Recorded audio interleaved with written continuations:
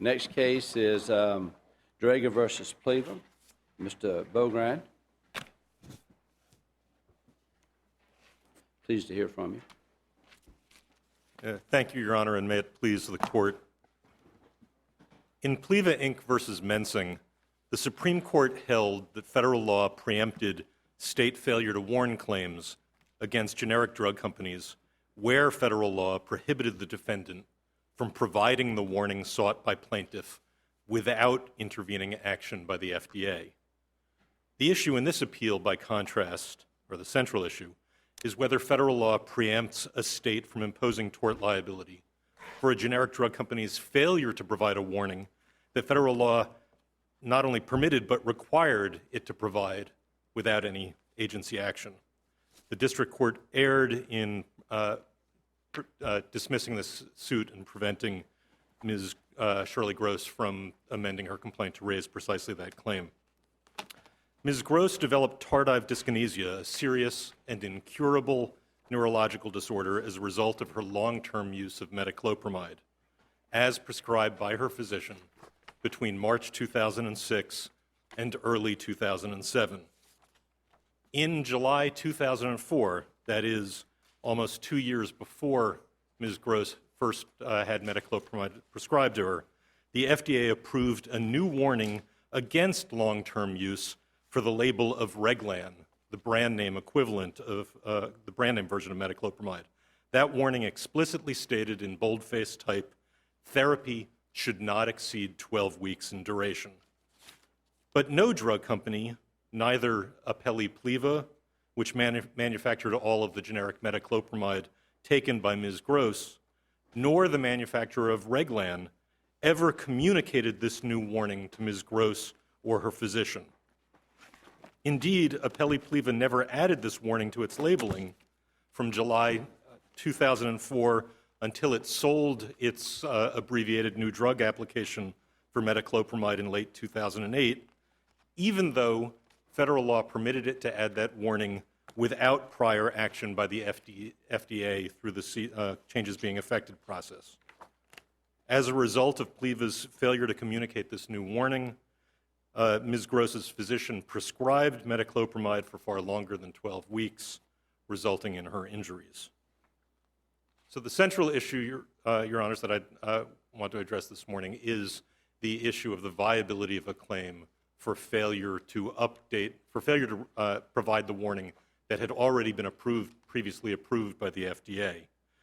And in Mensing, the Supreme Court said that Mensing distinguishes the prior Supreme Court case in Wyeth versus Levine based upon a procedure called the changes being affected procedure, or the CBE procedure, which allows a generic, the CBE procedure allows a brand name drug company to add a new warning to its label at the same time it asks the FDA for approval. It doesn't need to wait for that approval. The issue in Mensing was that generic drug companies were not allowed to use that same process to add a new warning before, without prior agency approval. Is this the issue that you were arguing in your amended complaint?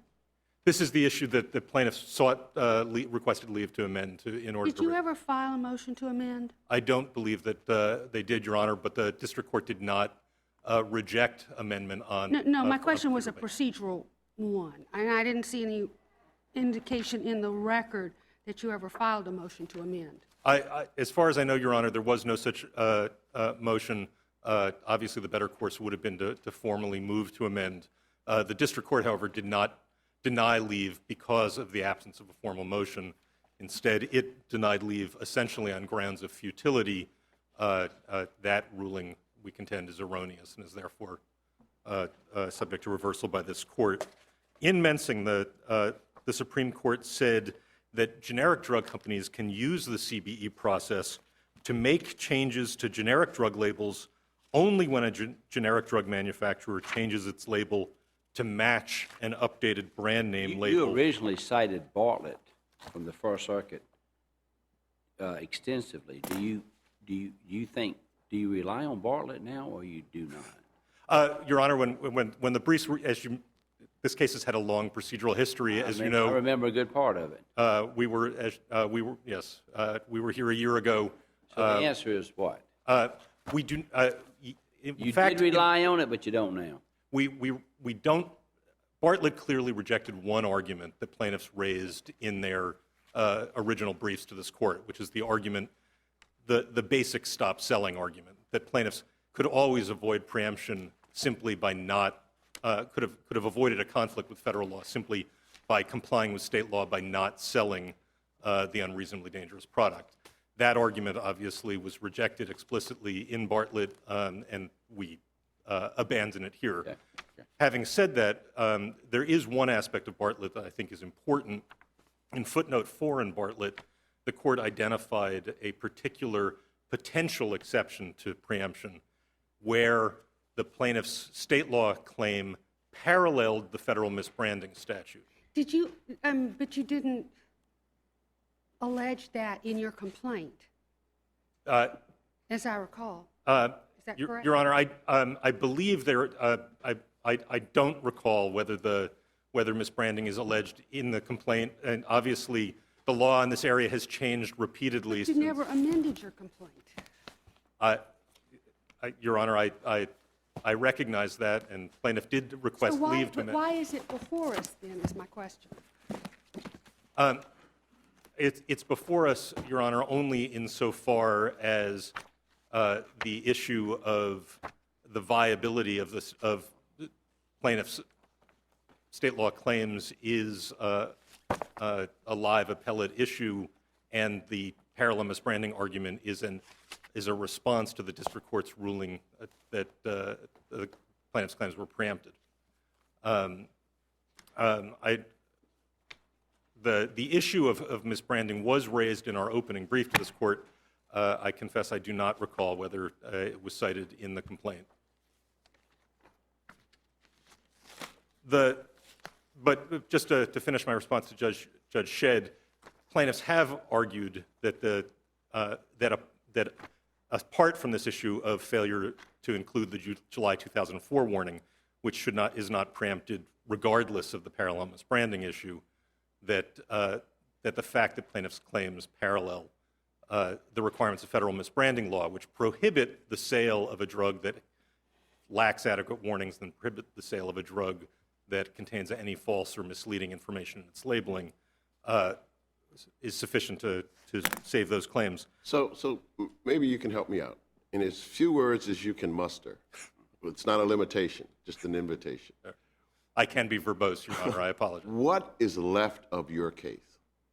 The central claim, Your Honor, I have two other exceptions, two other things I want to mention. Okay. But the central issue that we want to discuss today is the failure to warn claim under Maryland law based upon the defendant's failure to change its label to include the explicit warning therapy should not exceed 12 weeks in duration, a statement that they could have added to their label immediately after July 2004 without prior FDA action, and a statement that speaks directly to the issue that caused Ms. Gross's injuries. And why do you say that's not preempted? Your Honor, I say it's not preempted for several reasons, and the Sixth Circuit in the Fulgenzi case reaches exactly this conclusion and preserves precisely this claim under Ohio law. In Mensing, the court said that the CB process was available to generic drug companies where they were making a labeling change to conform to an approved change to the brand label. So the whole impossibility issue that came up in Mensing is not applicable when we're talking about a warning that it was not impossible for them to put on their label immediately. That was consistent with the position the FDA took, and as you will recall in Mensing, the court deferred to the FDA's construction of its regulations. The FDA in its brief said a CBE supplement is the appropriate process for an ANDA holder, which is a generic drug company, to conform its approved labeling to updated RLD approved labeling, or just the brand labeling. But doesn't, that would mean then that in order to comply, PLIVA would have to change its labeling? But it can change its labeling without governmental intervention, which is the issue for impossibility in Mensing. What the court said in Mensing is that the test for impossibility is whether the defendant could independently do under federal law what was required by state law. We are contending that the failure to include that July 2004 warning made the warning inadequate under Maryland law and was the cause of plaintiff's injuries. And there is no question, it is undisputed, I think, under federal law, that that PLIVA could have made that change without prior FDA approval, so the impossibility analysis in Mensing falls away. And again, this is exactly the analysis the Fulgenzi court adopted. Let me quote that to you. Could I ask, the language in Mensing, if the manufacturers had independently changed their labels, what does independently mean to you there? Well, Your Honor, if you read Mensing in conjunction with Wyeth versus Levine, the distinction the court was drawing was a distinction between two ways of changing your label. Under the CBE process. Oh, I thought it was distinguishing between generics and non-generics. It was because the issue was the ability of a manufacturer to put a new warning that had never been approved on the label. And what the Supreme Court was addressing in that paragraph seemed to me to be the independently refers to independent of the brand name drug label. No, Your Honor, I don't believe so. I believe what they were saying was independently referred to without affirmative action by the agency to authorize the change, because the discussion about in the case is all about two different forms of label change: the prior approval supplement and the CBE supplement. Well, Go ahead. I'm sorry, Your Honor. that paragraph, you may be right, but it just seems to that paragraph doesn't suggest that to me. If the manufacturers had independently changed their labels to satisfy their state law duty, they would have violated federal law. Taking Mensing and Demahe's allegations is true, state law imposed on the manufacturers a duty to attach a safer label. Federal law, however, demanded that generic drug labels be the same at all times as the corresponding brand name drug. Your Honor, I apologize. We're talking at two different points in Mensing where the word independently appears. In that context, I think you're right. They were talking about the situation where of the brand name drug. Exactly. They were talking about the issue in Mensing. Mensing involved use prior to the, it involved use consistent with where all the generic products were labeled consistently with the brand labeling. Okay. So the issue was, could a generic have added a new warning that wasn't yet on the brand? That's not the issue here. Here the issue is the FDA approved a new warning for the brand that speaks directly to the issue in the issue that caused Ms. Gross's injuries. PLIVA never made the change to its label for 4 years, leading to Ms. Gross's injuries. And as a result, the impossibility preemption analysis is inapplicable. So now the question becomes, at least, have you adequately preserved on appeal the issue of the district court's ruling on 12b6 grounds under state law? Your Honor, that is an issue. It's an issue that the defense has raised. I think the answer is that we have. Can you point to a page in your brief, perhaps? Yes, and I apologize. I was not involved in this appeal at the time of briefing, and I would concede that our briefs are inartful. But at pages 25 through 29 of our opening brief, there's an extensive discussion of Maryland failure to warn law that I understand as a response to District Judge Williams' rejection of the claim under Maryland law. Say 28 to 29? 25 to 29, Your Honor. Is it included in your statement of issues? I do not believe it is, Your Honor. I believe the issue was framed as preemption in the statement of issues. defendants have not... That's an entirely separate issue. That is a separate issue, but the defendants have not objected to that issue, Your Honor. Their only objection was to the failure to raise the issue in our opening brief. As I said... Wait a minute. Can you label an issue something and then claim that it also covers something else because of the nature of the arguments? Is that... I'm having difficulty. Your Honor, the motion for judgment on the pleadings in this case was styled as a preemption motion.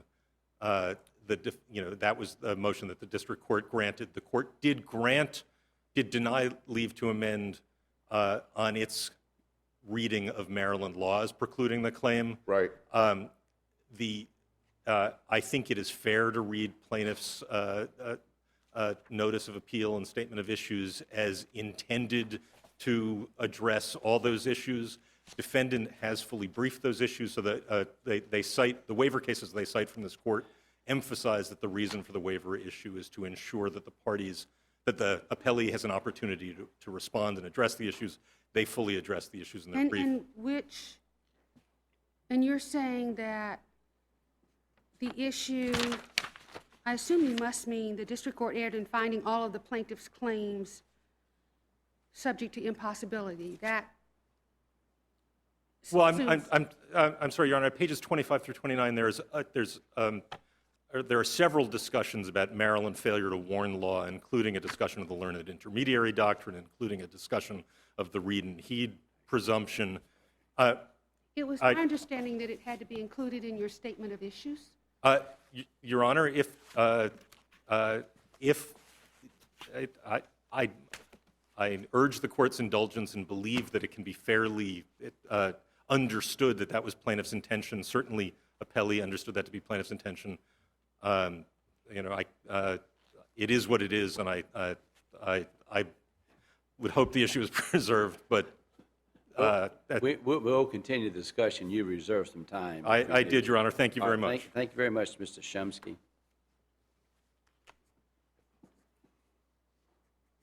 He wasn't Shimsky. He wasn't Shimsky.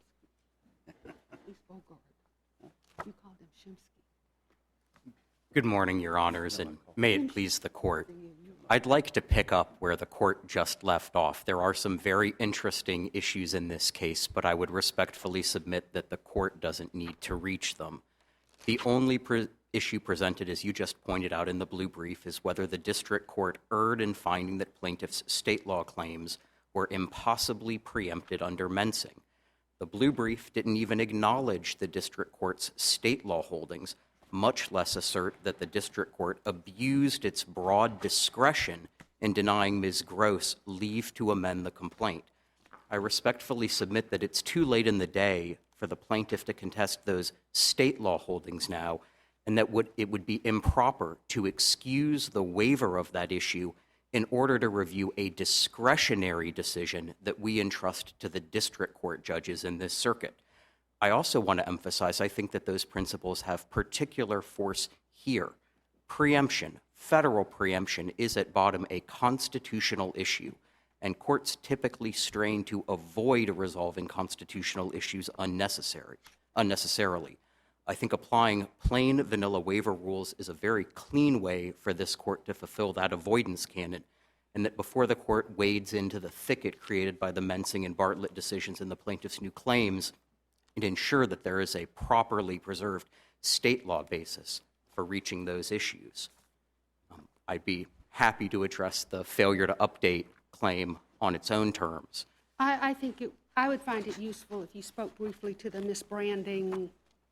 Sure, I would be delighted to do that, Your Honor. Let me begin by making one thing very clear at the outset. Mr. Bograd's central contention on the merits, the preemption merits, leaving the waiver aside, is that this claim for failure to update is not barred by mensing, because mensing only addresses a situation in which it would be impossible for a manufacturer defendant to comply simultaneously with its state and federal obligations. The objection that we have raised in response to the failure to update claim turns on two different things. Part of it is a state law basis, which I'd be happy to address, and that's the inconsistency between the allegations that the original complaint made and the new allegations that the plaintiff wants to make today. But the other part of the objection that we're raising when we're talking about preemption is not one that is based on the impossibility preemption doctrine that was addressed in the Mensing case. Our argument instead stems from a different Supreme Court decision that addresses federal preemption. That's Buckman versus Plaintiffs' Legal Committee, and a particular federal statute that the Buckman court interpreted and addressed. And that statute is 21 U.S.C. 337A. And the specific language of 21 U.S.C. 337A says, all such proceedings for the enforcement or to restrain violations of this chapter, and now I'm not quoting, I'm just clarifying, this chapter is the Federal Food, Drug, and Cosmetic Act, shall be by and in the name of the United States. And in the Buckman case, the Supreme Court looked at that federal statute, and it said that means that a private party cannot bring a lawsuit that is predicated on allegations that a manufacturer violated the federal statutes in the Food, Drug, and Cosmetic Act. These are the words the court used in Buckman at 531 U.S. 349 footnote 4. The FDCA leaves no doubt that it is the federal government rather than private litigants who are authorized to file suit for noncompliance with the FDCA. You've just heard Mr. Bograd argue that his central contention in this case is that PLIVA violated the FDCA, that its product was misbranded under federal law, because in 2004 it appears that PLIVA did not put on its label the updated warning that the brand manufacturer had put on its label and that the FDA had approved for use. Which it claims Maryland law would have permitted it to do. In fact, it claims Maryland law required it to do. That's what plaintiff now says. Yeah, but shifting to the state law basis. But that is not what the plaintiff said earlier in this case. To the contrary. On the inconsistent pleadings, that you don't really contend, do you, that a plaintiff can't shift gears between a first amended complaint and a third amended complaint, right? That happens every day. Your Honor, I do take issue with that, and let me try to explain why. It's one thing for a plaintiff to file an amended complaint that fleshes out a theory that's previously raised, or to add, I'll say, correct errors in the original pleading that obviously relate to the underlying facts. It's even fair in an original complaint. Well, why couldn't you just dismiss and file again? Well, and I would respond to that question by going back to what Judge Duncan said, which is that's not what happened in this case. Well, in fact, we don't have, do we have a First Amendment amended complaint? We do not have a First We don't have Amendment. any amended complaint. That's correct, I didn't Your understand Honor. that to be the question. The question was, I thought the question was, you could change between complaints, amended complaints, not that it had been done. Yeah, okay. Again, there are certainly some things that can change between amended Why complaints. can't everything change? Well, let me tell you what Why this... can't you just say, we hereby dismiss the first complaint, and guess what? Here's a new complaint that's Well, facing an entirely different cause of action. Why can't you do that? In those circumstances, Your Honor, there may well be a statute of limitations Well, problem. you'd have a statute of limitation question across, but that doesn't limit a person from doing the substance of that, does it? Your Honor, I think there is something that does, and let me tell you what the Seventh Circuit has said Why about does this it issue. matter to you? Sorry, can you say that again, Judge Why Duncan? do you have to defend that when that doesn't appear to be what happened? No, Do you I'm really only wanna trying argue to that it respond can to the never be question that done? I was asked. And The question is, I think, can it ever be done? Your Honor, and perhaps in circumstances where somebody actually dismisses their case and He's saying that- refiles it appropriately, That's, yeah. but again, that's not what's going on here. And what the Seventh Circuit has said about alternative and inconsistent pleadings is a pleader may assert contradictory statements of fact only when legitimately in doubt about what the only when legitimately in doubt about the facts in question. That's a case called American International Adjustment Company versus Galvin. What's the date of that? That's a 1996 decision, Your Honor, and it's 86 F. 3rd, 1455 at 1461. And what the district court said in this case is, I've looked at the original complaint. I've looked at all of the pleadings that the plaintiff has filed up until this point in time. And at every turn, the plaintiff has looked at the language of the 2004 label, the one she is now, and the estate in her place is now invoking, and they've said it is inaccurate, misleading, materially incomplete, false, and otherwise inadequate. You'll find that at JA 19. What if they wanted to amend the complaint to correct all those problems? Your Honor, it's not I don't correcting. Quite frankly, I don't understand why you want to argue that that a party can't file an amended complaint. Does somehow you think conceding that point hurt your argument in this case? No, Your Honor, I'm not suggesting that there is some ironclad legal barrier to amending the complaint. What I'm suggesting is that I thought that's what Judge Davis asked you. Yeah. No, and so let me be very clear about that, and I apologize for not answering that question more appropriately in the first instance. There is nothing wrong, no ironclad legal barrier to amending a complaint. But to amend a complaint in this way is particularly troubling when a plaintiff has made a conscious strategic decision to challenge as false, misleading, and inaccurate a particular label, and then turn around and say, actually, I've changed my mind. That label was peachy keen. And that's what the district court honed in on. It said, throughout the history of this case, you have attacked the adequacy and sufficiency of the 2004 label. You now want to turn around and bring a failure to warn claim predicated on the defendant manufacturer's failure to put that label on your product. But as a matter of Maryland state law, there's no such thing as a failure to inadequately warn claim. And so the district court rejected this purely on state law grounds. And again, I don't want to harp on the waiver point, but the question that was presented to this court by the blue brief in this case is, were the claims impossibly preempted under mensing? And in fact, what Mr. Bograd said at the very outset of his argument shows what he's challenging here. What he said before is that the district court erred in denying leave to amend the failure to update claim. He then described the district court's decision as denying leave to amend on futility grounds. Which is factually incorrect. Which is, I think, factually incorrect. It was denied on let me be clear, futility grounds because it was preempted. When in fact, that's not what the district court did. Instead, the district court said this at JA 705 to 706. The court did not dismiss plaintiff's claim relating to the 2004 label challenge on grounds of preemption. Rather, the court dismissed this claim in its November 22nd, 2011 opinion because plaintiff's allegations relating to the 2004 label change failed to state a claim upon which relief can be granted. And then it cross-referenced back to the original opinion, which is JA 467, where the district court previously had said, this is the original opinion, plaintiff does not claim that the alleged failure of PLIVA to update its label gives rise to any cause of action under Maryland law. And the district court at that point in its opinion explained precisely why. Because throughout the history of the case, the plaintiff had been saying that label was false, misleading, inaccurate, insufficient, and inadequate.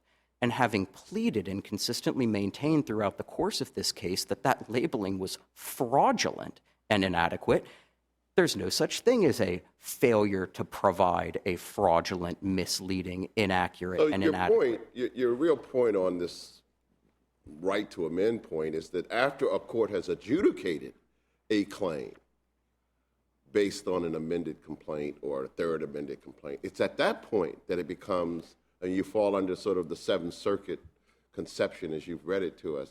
You can't come back after you've lost on the merits and have a do-over in a form of a Fifth Amended complaint.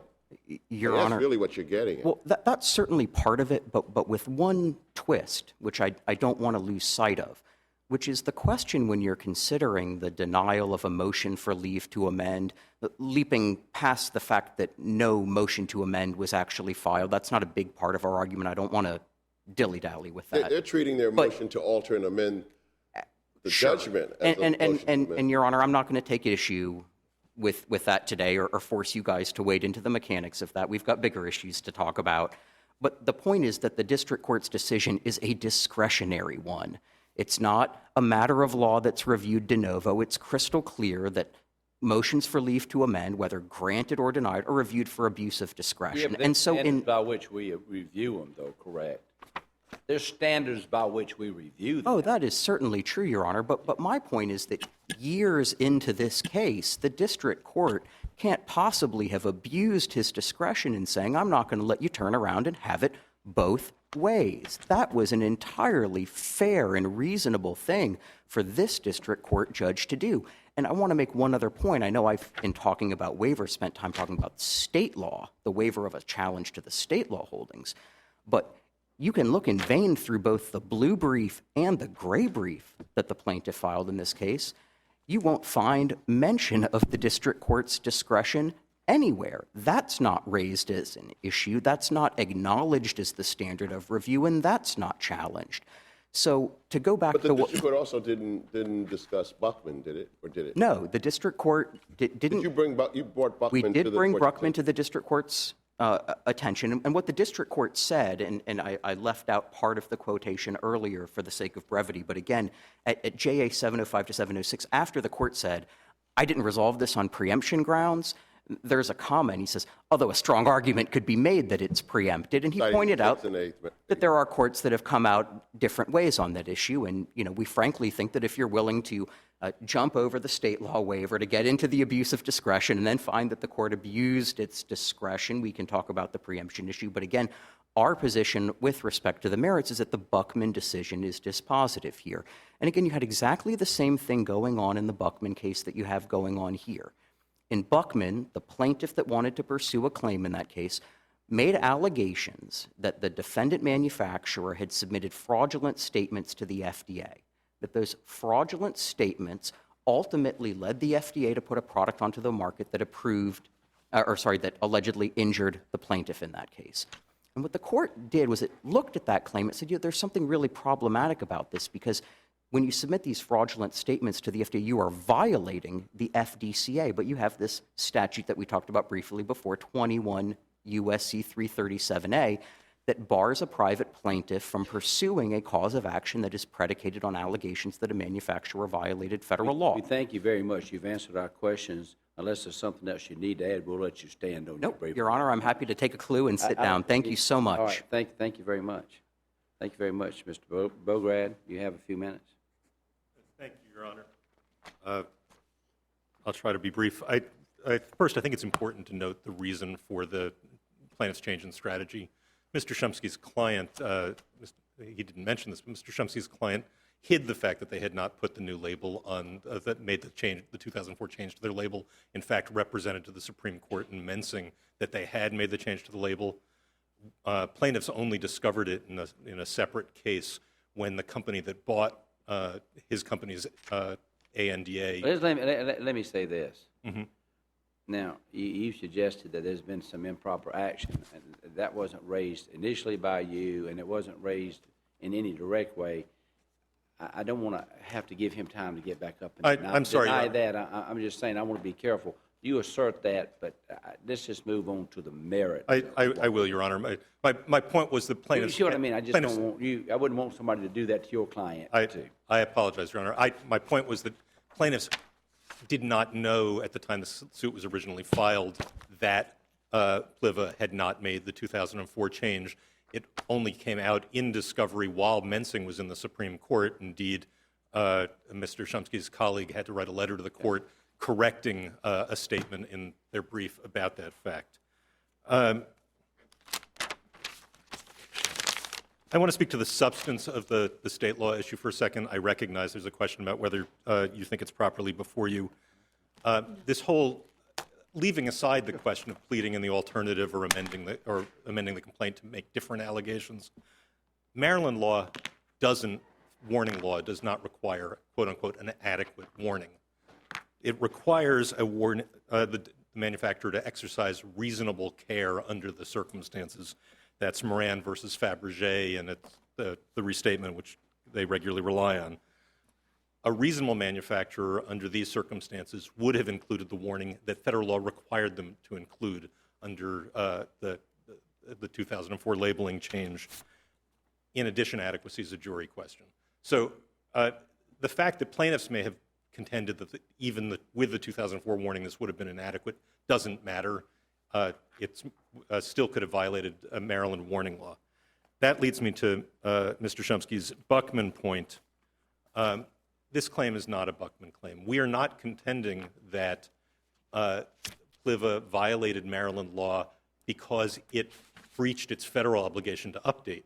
We're contending that it violated Maryland law because the warning that on its product was not the warning that a reasonable manufacturer would have provided. And the argument is, as I understand it, that because it happens to be also a violation of federal law, that extinguishes the state law basis for the claim. Is that your understanding of? I think that's his argument, Your Honor. But in fact, it's exactly the opposite. The fact that it's also a violation of federal law is what allows us to escape the mensing preemption problem. But here's what the Sixth Circuit said in the Fulgenzi case about their Buckman argument. If, nevertheless, there are independent pre-existing state law causes of action that parallel federal safety requirements, the suit is not preempted.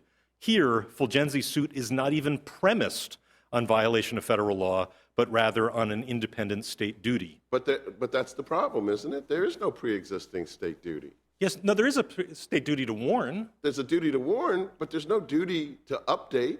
But there's a duty to warn, Your Honor, and they didn't provide a warning that federal law allowed them to provide, which was the 2004 warning that therapy should not exceed 12 weeks in duration.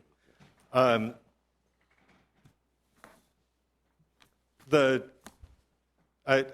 I'll close by just quoting the Sixth Circuit in Fulgenzi about the basics, non-preemption of the failure to update claim. Mensing explains that the key question is whether the private party could independently comply with its state duty, and that's where I was referring to independent used in the way I had described it, without relying on the prior exercise of federal agency discretion. In our case, not only could PLIVA have independently updated its labeling to match that of the branded manufacturer through the CBE process, but it had a federal duty to do so. As a result, compliance with federal and state duties was not just possible, it was required. Impossibility preemption is inappropriate in such a case. Thank you, Your Honors. All right, thank you very much. We are going to step down, greet counsel, take a very quick break. Lawyers, in the next case, it won't be very long break at all. Just a matter of minutes. We'll come back in. The Honorable Court will take a brief recess.